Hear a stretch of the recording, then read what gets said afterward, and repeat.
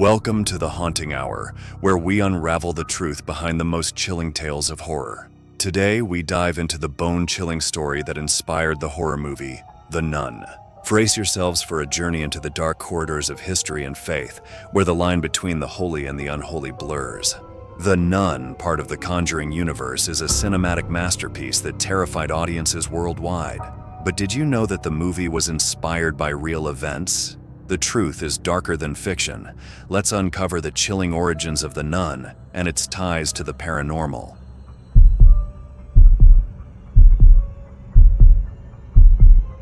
Released in 2018, The Nun tells the story of a young nun, Sister Irene, and a priest, Father Burke, sent by the Vatican to investigate a Romanian abbey. There they encounter the demonic entity Valak, a sinister force masquerading as a nun. While the film's story is fictional, it draws inspiration from real-life folklore and events. But who or what is Valak, and how does this figure tie into reality?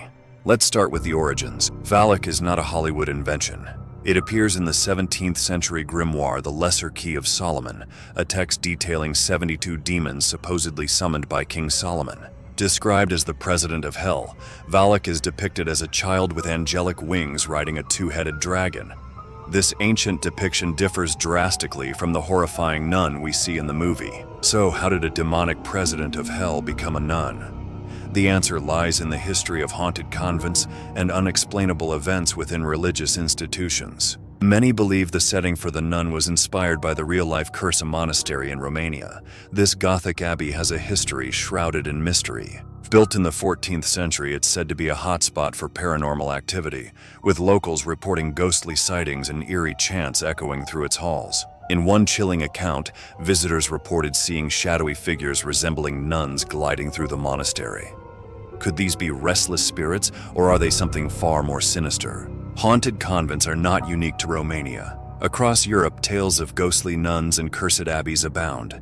In France, the legend of the White Nun tells of a sorrowful spirit wandering the halls of a deserted convent, her face veiled in grief after breaking her vows. In Italy, the ghost of Sister Lucia is said to haunt the corridors of a 16th century abbey, her cries echoing in the dead of night. These stories add a layer of eeriness to the settings we associate with devotion and peace. Another story linked to the nun is the possession of Sister Maria, a 19th century nun in Spain. According to records, Sister Maria began exhibiting strange behaviors, speaking in languages she didn't know, levitating, and showing unnatural strength.